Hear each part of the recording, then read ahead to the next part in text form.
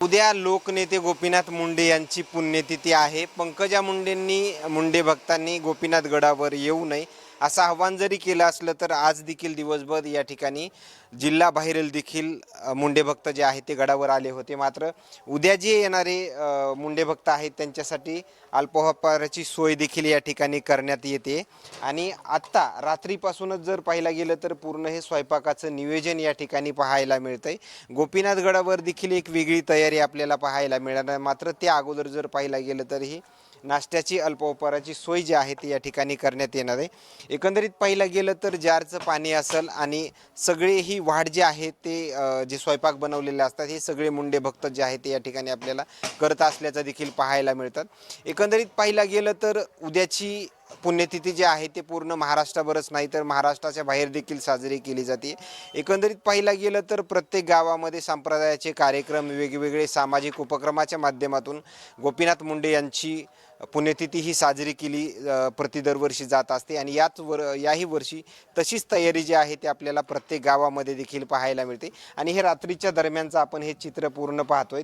जवळपास पाहिलं गेलं तर किती बेसन मावशी हे किती बेसनाचे लाडू या ठिकाणी बनवले जातात? 30 किलो 40 किलो. हो. आता चालू केलं आता कोरपर्यंत हे बनवत राहणार आहे तुम्ही? आता ह्याला 12-2 वाजते आता ह्याचं काय सांगा. आणि त्यानंतर बाकी दुसरा आयटम वगैरे काही राहणार आहे का? दुसरं काय राहणार आहे काय? पुरी भाजी, आलूची भाजी, पुरी. धन्यवाद. खरं पाहिलं तर लोकनेते गोपीनाथ मुंडे यांची पुण्यतिथी आहे आणि मुंडे भक्ताकडून ही पूर्ण तयारी जी आहे ते आपल्याला या ठिकाणी पाहायला मिळते. आणखीन काही नवीन अपडेट्स मिळतील का हेही पाहणं तेवढंच महत्त्वाचं ठरणार आहे.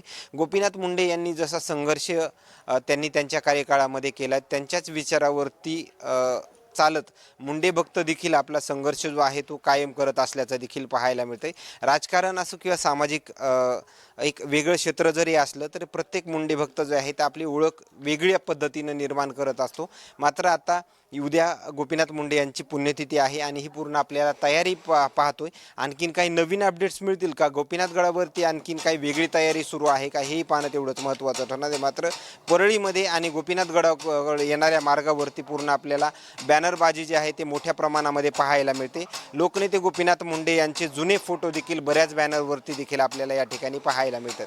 कॅमेरामॅन सोबत सूरज मीडिया, बीड, गोपीनाथगड.